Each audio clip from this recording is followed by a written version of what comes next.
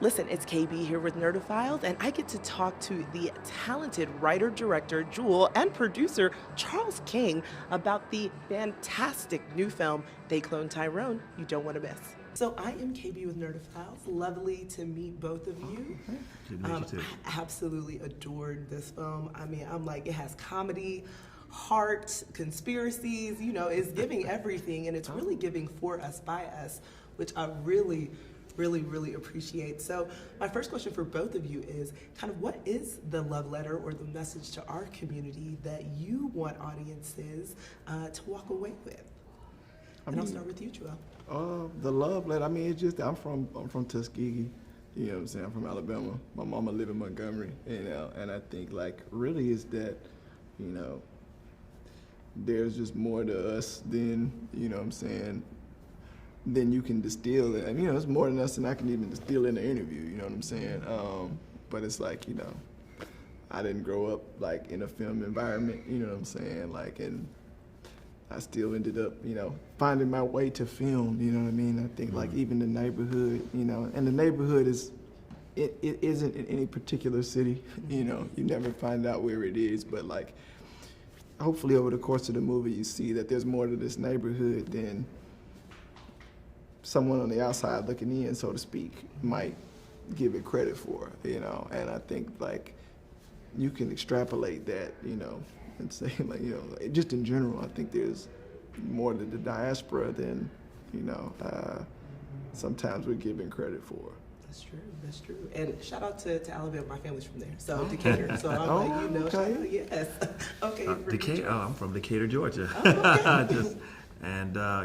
I love what you're saying about for us, by us vibes, and Black-owned studio supporting amazing Black filmmakers. That's part of why we went with Macro, And making sure that when Juel and Tony first pitched this to us, and there was a lot of interest around town, we were fortunate to have already worked with them, and we knew the brilliance of their voice, and that if we could do everything possible to creatively support them with all the resources, to then find the right partner to really make sure we didn't cut corners. And we saw that here with resources that Netflix as an amazing partner on this project did. And you see what happens when a brilliant artist who is able to collaborate with the right team and have the resource to bear.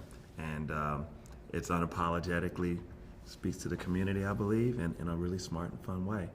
So we're excited to see people watch it. Oh, absolutely. And so my final question for both of you is, because you said the team, listen, the magic of the trifecta of John, excuse me, I'm so sorry, Tiana and Jamie. I mean, the three of them are amazing together.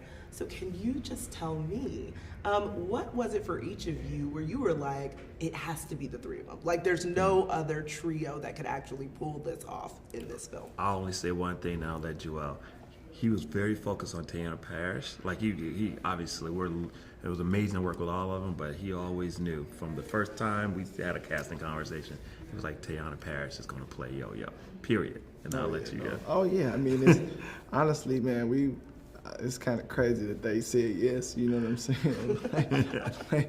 For real, it's you definitely don't expect it. Honestly, someone like Jamie was like a pipe. We were writing it, we never in a million years, we expected to even send it to Jamie, because it was you wouldn't even think he's outside the stratosphere of what's possible, And so, and shout out to Tyrone Turner. We had a relationship with one of our producers, Tyrone Turner, and it was that relationship we had with him that allowed us to maybe let's just slip it to him, just see what he thinks, just see what's going on. You know what I'm saying? And the fact that he responded to it, was oh wait. From the time y'all sat down hanging out in his spot, though. Yeah, once they talked to him. It was just, and John, man, he brings so much warmth that's not on the page.